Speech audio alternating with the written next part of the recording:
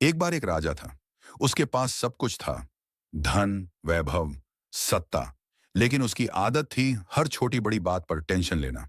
अगर बारिश ज्यादा हो जाए तो चिंता, अगर कम हो जाए तो चिंता, मंत्री थोड़ा देर से आए तो चिंता, सैनिक बीमार हो जाए तो चिंता। एक दिन उसके दरबार में एक साधु आए। राजा ने उनसे कहा, महाराज, मुझे समझ नहीं आता, मेरे पास सब कुछ है, फिर भी मेरा मन हमेशा परेशान रहता है।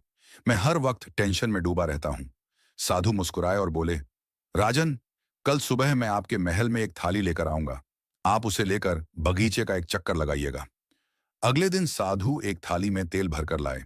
उन्होंने कहा, राजन, इस थाली को अपने सिर पर रखकर बगीचे का चक्कर लगाइए, लेकिन शर्त यह है कि तेल की एक भी बूंद गिरनी नहीं चाहिए, और दो सैनिक आपकी रक्षा करेंगे जिनके हाथों में तलवार होगी। अगर तेल गिरा तो तलवार चलेगी। राजा ने थाली रखी और धीरे धीरे चलना शुरू किया। उसका पूरा ध्यान सिर्फ तेल पर था। कहीं से कोई आवाज आई, कहीं फूल खिले, कहीं पक्षी गाए, लेकिन राजा को कुछ भी दिखाई सुनाई नहीं दिया। बस एक ही डर था, तेल ना गिरे।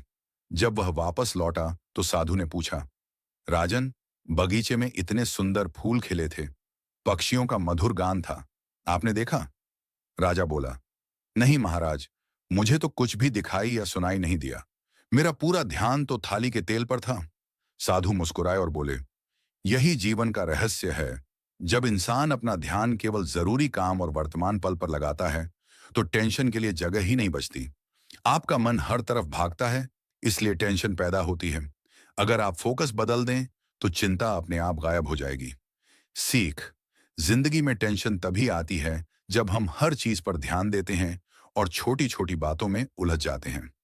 अगर हम अपना ध्यान सिर्फ जरूरी काम और वर्तमान पल पर लगाएं तो टेंशन की जड़ अपने आप खत्म हो जाएगी